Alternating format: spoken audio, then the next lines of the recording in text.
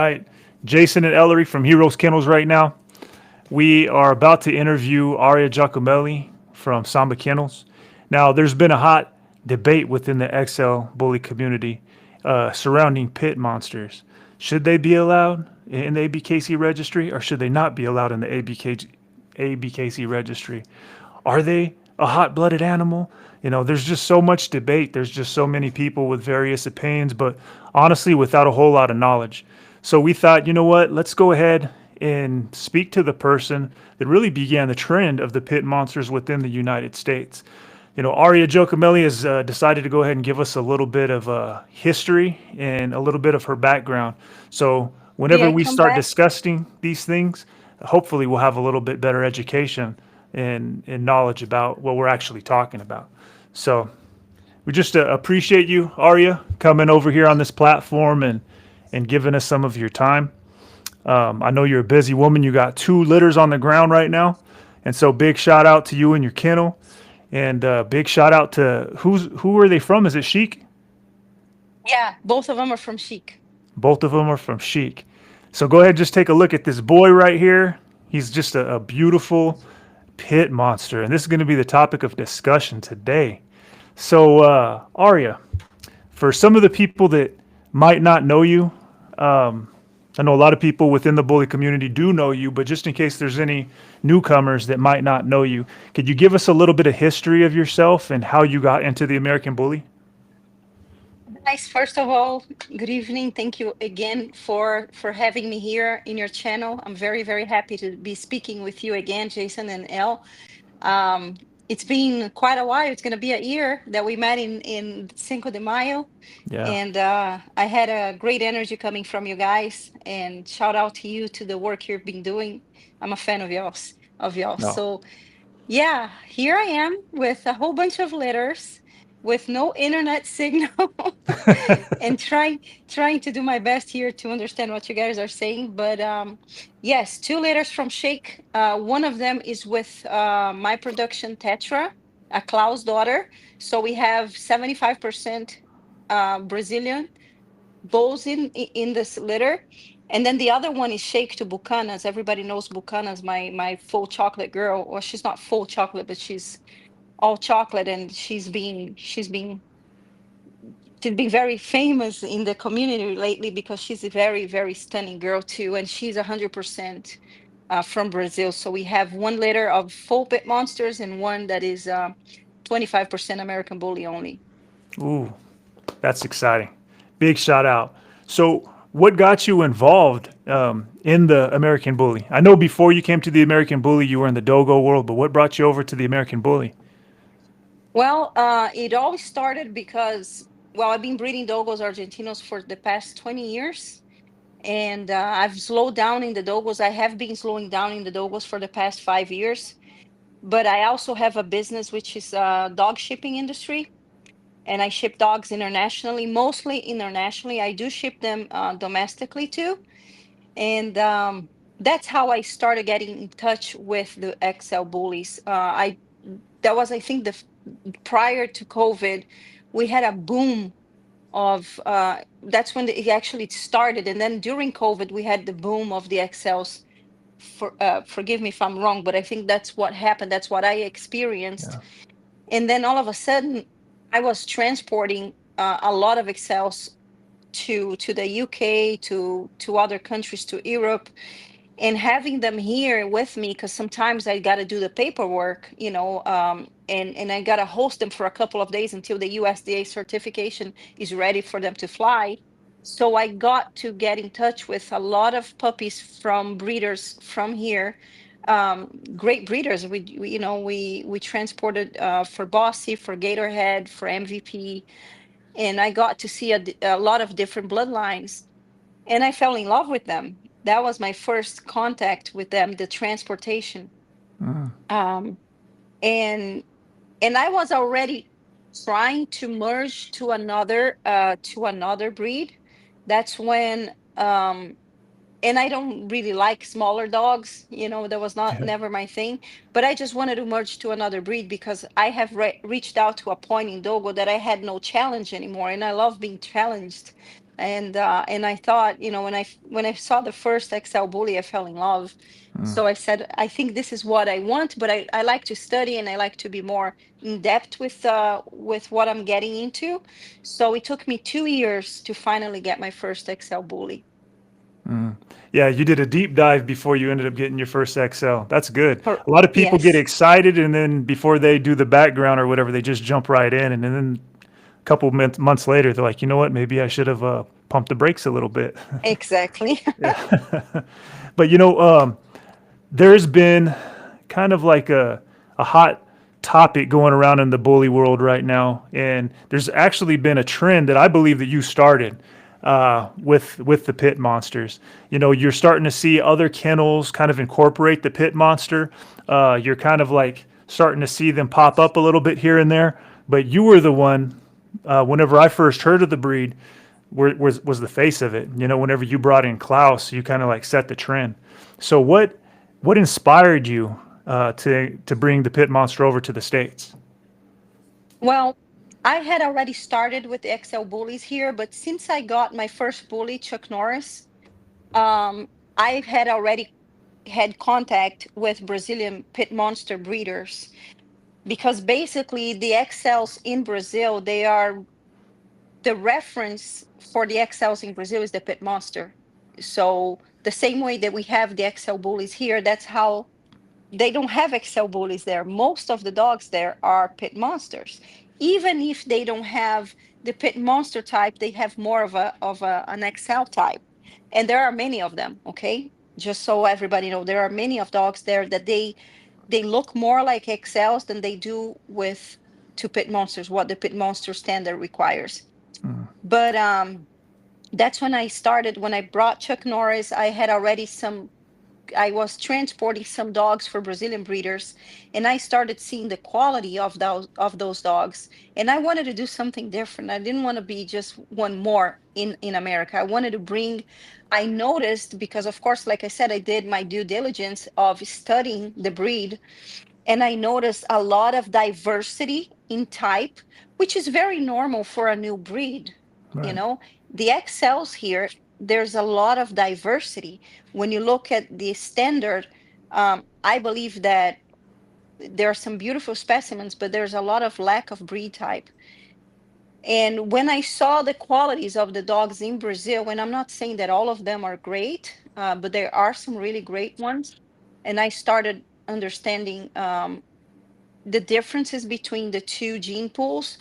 I thought that it would be quite valuable to bring that blood here to try to incorporate the XL bullies to my program, the qualities that they offered. And but I wanted to do something different, because at that time I was not the first one to import them to America. Okay, there were other people that imported. The only difference is that they wanted to hide the source. They didn't want Oh. people knowing where they got it from. And because I'm a patriot, I'm a Brazilian person, and I love my country, I love my people, and I love the dogs there. I wanted to give credit to the ones that created that gene pool, that type of XL. Let's say it that way, just to make it easier, because they're bully breed, just like the XLs. They are a bully type breed, and but they have a few differences, which we're going to talk about it along the way. So basically, I just figured out that for my program, they had everything that I was looking for. But I also thought the XL bullies, if I merged them, we're talking 5 years ago, I would get some nice traits from the XL bullies to the pit monsters and vice versa. So that's how I started, and that's when I brought two dogs from Brazil that you probably haven't heard of them, because it was just my start. I didn't know that many dogs in Brazil, so I brought a female called Bartolina. She was a beautiful chocolate tri girl, and I bred her to Chuck. That was my first breeding ever. Actually, she came over pregnant from her father. It was a inbreeding, father to daughter.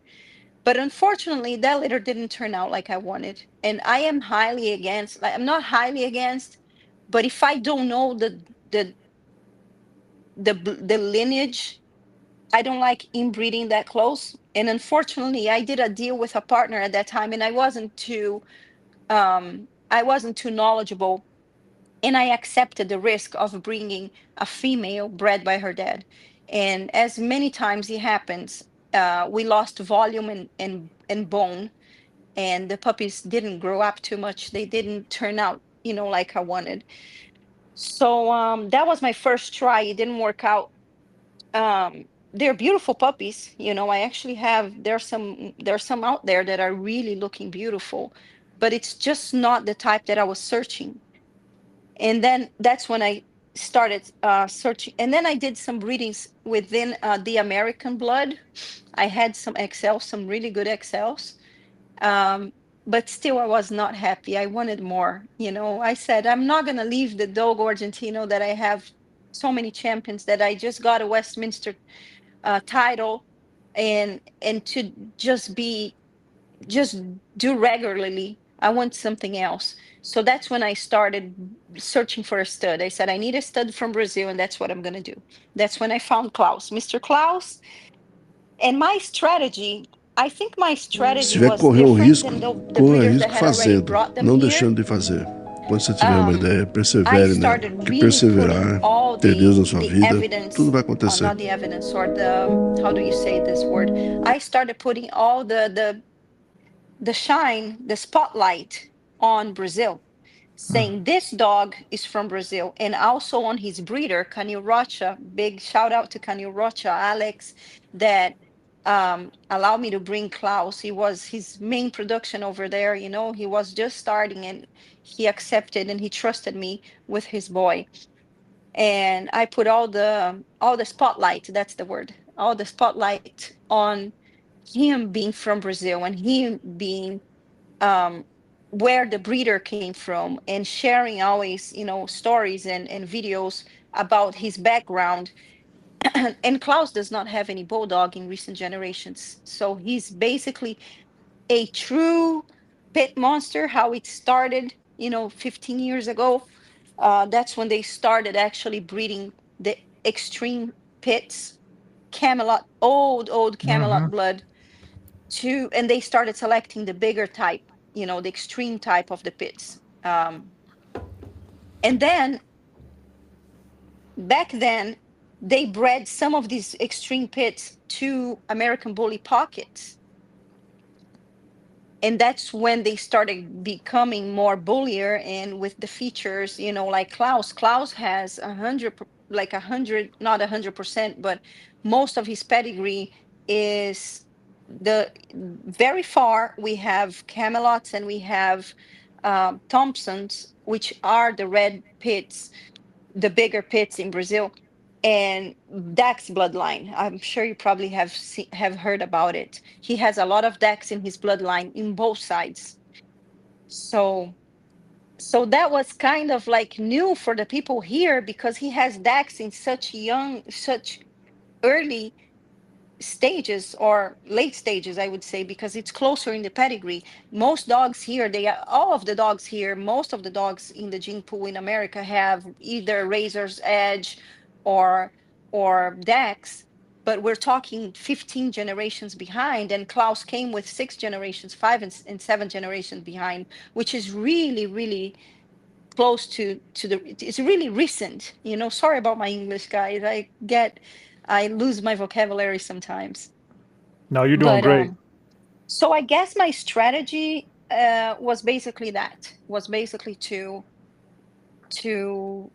put the spotlight on Brazil, make a choose the best dog that I could find. And even being a fawn, I wanted to make sure that that dog would stand out for the structure and the traits and the qualities of himself, and not for the color. When everybody was searching for color, I was searching for extremities and extreme type, and I found one, and I guess it worked. Yeah, absolutely. When you see Klaus, it's undeniable. You know, I think people that chase the color, a lot of the times they see these beautiful puppies, and I haven't seen a puppy that wasn't beautiful, you know. And they have these And puppies, and they look chunky, and they got all this beautiful color. And then that dog grows up, and it resembles a little bit more terrier or whatever. And yeah, you don't really know what you got until a couple years down the road. But by then it's too late, and that color doesn't really mean a whole lot. Within the American Bully, initially it was said that the breed was made up of pit bulls and Staffordshires terriers, yes, but we know that that's not actuality. That was the dirty little secret within the American Bully origins, is that there was a lot of paper hanging done. So we're not 100% sure of everything that makes up the breed. But yet, we can look past that now. I think for the most part, paper hanging is kind of like history. I don't know if it's completely that way, but what I can respect with what you're saying with the pit monster is you're completely upfront. There's nothing hidden. And whenever you're talking about the origins of the pit monster, it really sounds like what the American Bully was supposed to be made up of in the first place. So if you can kind of dive a little bit deeper into the origins of the pit monster and let us know, like, yeah, it came from a lot of Dax blood and some Camelot blood, but do you know of any other things that were kind of put in there in order to create the pit monster? people that are not understanding what the pit monsters are. They are. It's a lack of knowledge, because when they understand what they are, how they were made, and how they are progressing, maybe they are going to be more accepting. And I'm not saying accepting to merge with the American Bully, but to actually understand the breed and accept it as a breed, um, with its own traits and with its own um, benefits. Then it's up to each. I mean, it's up to the registry to continue allowing them or not to the American Bullies. Up to this date, yes, it is allowed, as long as it follows a criteria. So ABKC has a criteria to analyze by photos and by pedigree. Um, but I don't know if that's going to continue, and I don't think it will. We're trying to actually separate the two breeds and get international recognition for the Brazilian bulls, which is now the original or the official name for the pit monsters. Um, so the origins of the pit monsters, like I was saying, it started with the Thompsons, with the Camelots, with some Chevy dogs, um, and some Ellie's bloodline too, that were imported to Brazil. And then from there, the so the basics were the same as here. The difference is that they started in Brazil. They were only selecting these big pits, the extreme pits. At one point, they saw that they needed to add more mass and make it bullier. That's when they started breeding them to pockets that were also imported from the US. So I understand that the base of the two breeds, the concept is the same. The difference is that in Brazil, we took a different direction than here. In Brazil, people were looking for a more athletic dog than a bully dog, than a heavy dog. They were focused more in health than here, because here everybody knows this: the bigger, the heavier, the better. That's how people, I get a lot of people asking me, the first thing they ask, oh, what's the stats of your stud? you know in Brazil, people don't really give a s about the stats. They want to see the dog, they want to see the harmony, they want to see the muscles, they want to see the wow factor. And I think that's where um they worked these two gene pools differently. It's the same gene pool in both places, but the way it was worked out throughout the years, it resulted in a different breed. You understand what I mean? Yes. So and then And we were talking about the insertion of the Dax bloodline in the pit monsters in Brazil. We were talking, I would say 15, 12 years ago, 10 years ago, I'm not sure, but recently, and just recently, they started, the stud books are open, but there was a lot of people breeding pit monsters, but there was no registry, there's no standard. So about 10 years ago, they IBC, which is the international breed certification, it used to be International Bully Coalition, but they changed the name too, I guess, for, they're searching to be in other countries. The IBC was the first entity to actually create the standard for the pit monsters, and that was about 7 years ago. But the pit monsters already existed. It started like 15 years ago, you know. And when IBC wrote the standard, um, according to the gene pool, what the breeders were doing with, the individuals that were being introduced to the community, that's when they put together the standard and they say, hey, we have a standard for the pit monster. So the IBC is considered the official pit monster registry, the mother club for the registry. And at that point, most of the dogs were only selected by these extreme pits and bred to the pockets. 7 years ago, when IBC came along, that's when they said, okay, guys, let's put some order in this situation here. Let's make sure that we have a standard, and that, because we don't want a breed to be, we want to guide the breed throughout the years. We don't want it to just be like banalized, not banalized is not the word, just to be anybody breeding whatever they want. So they said the stud books are open.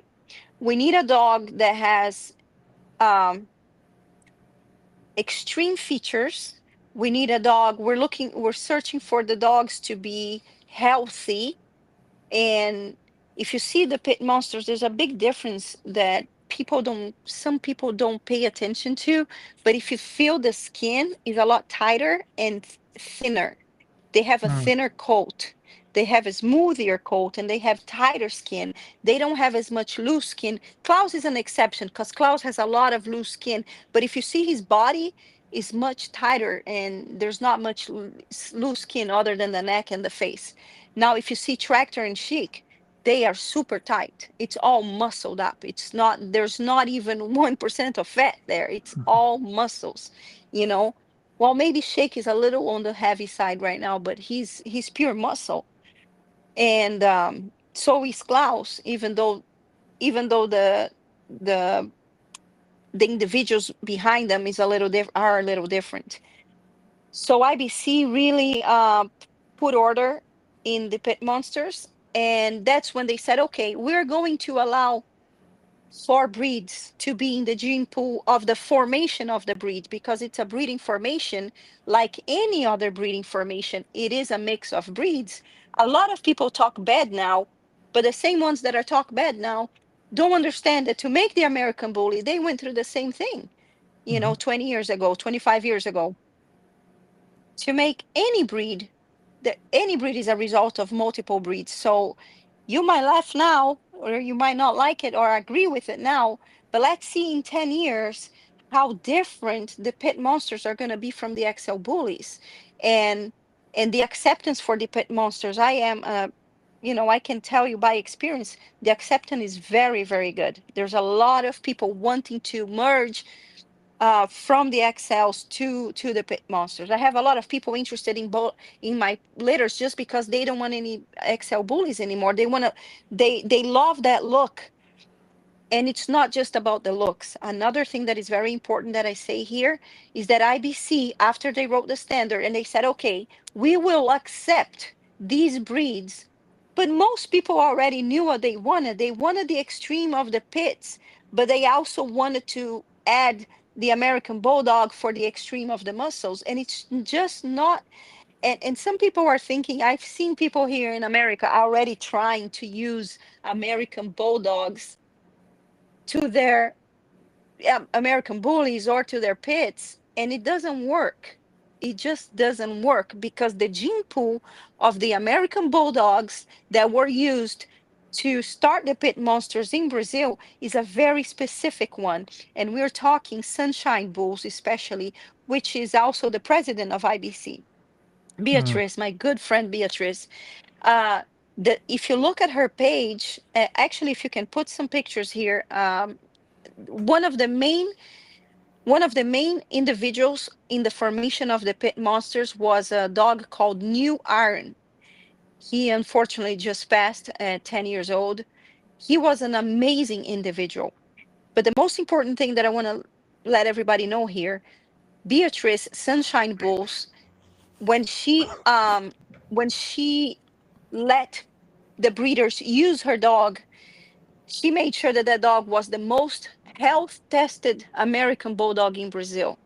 One of the best hips, best elbows, best bite, everything, and the best temperament because she has kids and she praises for temperament very much. So her American bulldogs are not working line bulldogs, like I've heard. They are bulldogs companionships. They are mm, family dogs. So, and not only they're family dogs, they are incredibly health tested because Beatrice, the breeder, and the IBC president, she's also a vet. She has masters, she has post graduation, she has masters, and in many areas of veterinarian, and she health tests all her dogs. You know, she's a very serious breeder. So we have the base of the pit monsters, the bulldogs that were used to start the or to continue the second phase of the pit monsters are not only the sweetest dogs, they're also the best health tested dogs in Brazil. mm. That was the next question that I wanted to ask you. Now, the temperament, I'm sure, is written into the standard of the pit monster. Can you speak a little bit on the temperament of the dog as well? Because you kind of just were talking about that too. So, could you hear me? I'm back. Okay. Yeah, you talked about it as well, but obviously whenever you're writing a standard for a breed, one of the things that you are going to go ahead and include is the temperament of the dog. And so the temperament of the pit monster is it's also a companion breed. Okay. Yes, the temperament. Yeah. Okay, the temperament. Okay, Yeah. cool. So, as a continuation of what I was saying regarding the introduction of the American Bulldogs, that was also to bring more docility, dogs that are more laid back, that are friendlier, that are less dominant in their pack. And it really worked because the pit monsters now, the ones that have the insertions of the bulldogs, are actually amazing creatures. And I have 8 of them here, and with exception of Klaus, he doesn't have bulldog, and he's the one that's a little more. He's the best temperament dog that I've ever had in my life because I do like a dog that will guard my family, that will protect his pack, and he respects all of my dogs. I can leave Klaus with any other male in my yard. I have tons of videos in my Instagram.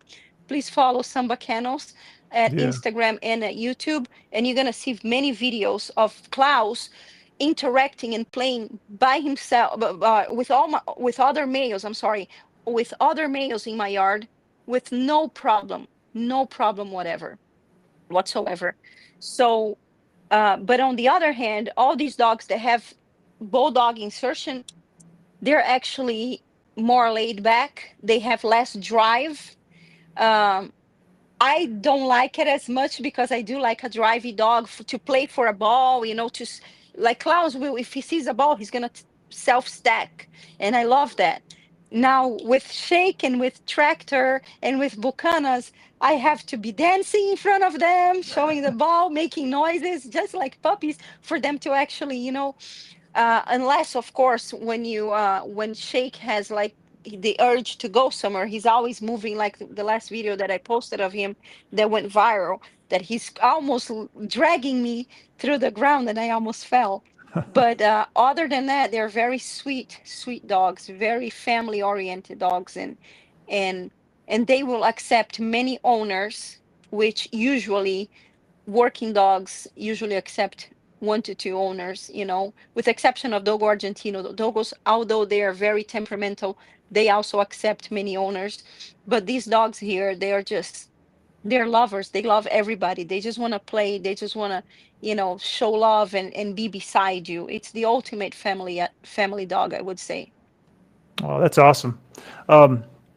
So you've, let's just say Klaus, if he's if he's not, one of the if he's not the famous stud out there, he's one of them. And I think probably about a year or two ago, he had really his heyday where it felt like Klaus was breeding to everything, to everybody, And so from like, and same thing with Tractor, you could really see Tractor has taken off and gaining a lot in popularity. And I see a lot of, posters and stuff with him on it. What are you starting to see from the productions? What are the contributions that you're seeing that the Pit Monster is bringing into the bully breed? Great question. Um, well, like I said, in my program, I have two different type of pit monsters. We have the pit monster from, the Klaus, because he doesn't have the bulldog, his bloodline, his growth curve of his puppies is a little different. Actually, most of the blood from Brazil is a little slow growing. They're late bloomers. Um, I see that the consistency in type is ridiculous. Even though these dogs are outcrosses, when they are bred to American females, or either, dogs from here that are from a totally different gene pool, you see the traits over and over and over again. Klaus, for example, Klaus is the best example of this, what I'm saying. He had a really amazing campaign for 2 years. I think we had 25 breedings of Klaus for two Wow. years. I had a lot more lock-ins, but everybody knows in this community, a lot of people lock in emotional, oh, I'm happy, I'm gonna lock him in. But then when the time comes, for some reason, either they stop breeding or they don't have the money. A lot of people quit the breedings, and but we did have a huge amount of females bred to him, and they were all different from each other. We had different types, different bloodlines. And you know what is so funny? Every one of the puppies from Klaus, they look like it's all from the same mother. They look like sisters and litter mates. Do you know when? Do you know when that changed? When was No. the first time that Klaus bred a totally different type? Maybe whenever he was bred to your female. When he was bred to a pit monster with American Bulldog in it. Oh That's wow. Fortuna. Fortuna owned by Sumo Bully Kennels. Big shout out to Earl and Audrey at Sumo, my great friends and partners. They have a female that I helped import from Brazil because we had that plan to to use for we had a plan to bring Klaus to a Brazilian dog that would have a little bit of bulldog. And it worked really well. It really well. Guess who is a son of Klaus and Fortuna? Mr. Puma, my black Oh dog. yeah. So and Beautiful, he beautiful boy. and he has a different type. You can see that he's a Klaus son. He still has the Klaus features, but he's not finished yet. He's only 8 months. And I already see a different type. He has a less terrier features because Klaus, unfortunately, he still throws a little bit of terrier features in the face, in the head. But everybody that knows me and been following me since 2022, in my first live, when people asked me about Klaus, I told that in my first live 3 years ago, and it's proven now. Klaus is gonna show his production power in his grandsons. and granddaughters. In the second generation, that's when we are actually going to see, because some dogs, they carry on the genes, but it's going to work really in the second generation. And I've always said that even before he started breeding, even he wasn't even in Brazil, in America yet, when I said, when people interviewed me, and I would say the same thing over and over again. I see Klaus being a tool. He's an outcross, but the production power you're going to see in his grandkids, not in he's going to produce some really good dogs, but I think the second generation is going to be even better. And now we have Tetra here. We have some other owners that are starting to breed their females or their males now. And these dogs are really turning out amazing. We have an example of his first female bred by Raya Kennels. They bred the daughter of Klaus to Princess Aya, was bred to Grizzly, RIP Grizzly from American Bully Mobs. He just lost his boy, and I feel really sorry for him. He bred Grizzly, the black tri, to a Klaus daughter, and he has a Klaus clone. He has a Klaus clone, but maybe even better. I'm really, really happy to see that. So breeding, my main advice for everybody is that breeding is an art. You have to select dogs looking at the qualities of the dogs are offering you, not the problems, not the faults, not the flaws. I mean, of course, as long as it's not a terrible flaw, but people are very most breeders nowadays, and I'm an old school breeder, and I see that younger people, they're very by the book, and they're very by what they see in internet, and how, you don't select a dog, or you don't disqualify a dog from your breeding program because of some small flaws.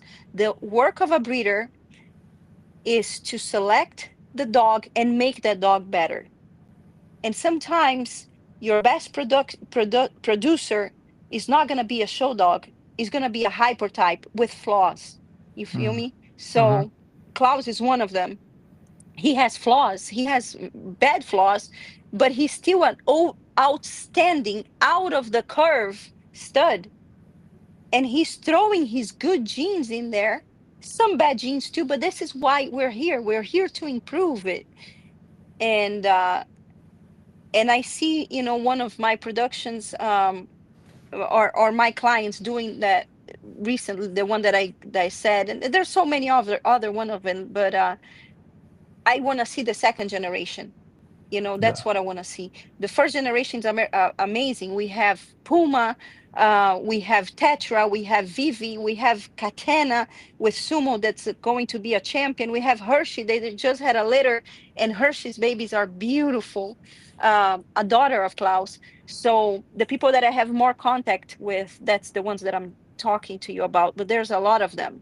He just produced two litters in Australia, Jason, with 10 and 12 puppies each. Oh wow, huge litters.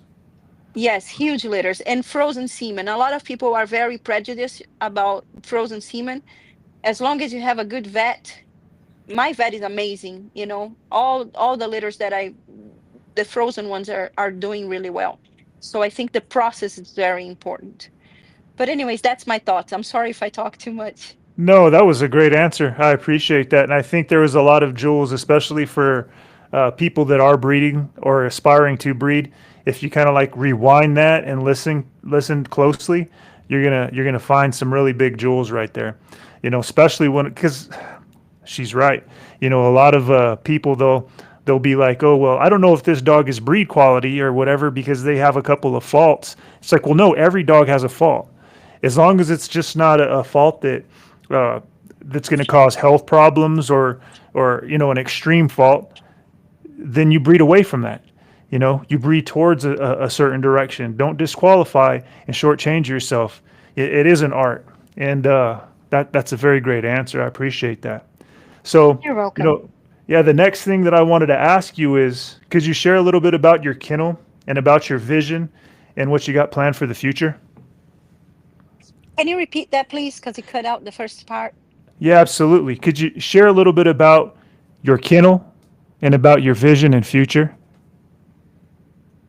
Okay, so I started my kennel to be an XL American Bully breeder, and like I said, throughout the years, or the months that I was studying, because like I said, I get deep into what I'm doing. I love what I do, and I study a lot.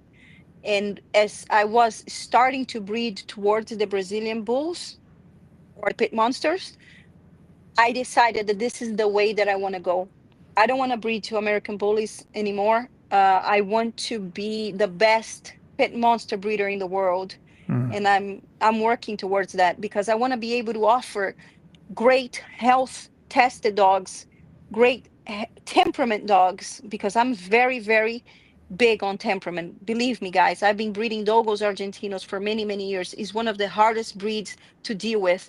The management of hunting dogs, high drive prey dogs, is very, very difficult. And and even my Dogos were very mild compared to other breeders because I was selecting for temperament. And now, getting older, I cannot deal with a dog that is too drivey or too crazy. So this is my number one um how do you say, my number one priority in breeding is the temperament. Health testing my dogs, making sure that all my dogs are health tested. All of my dogs are embarked.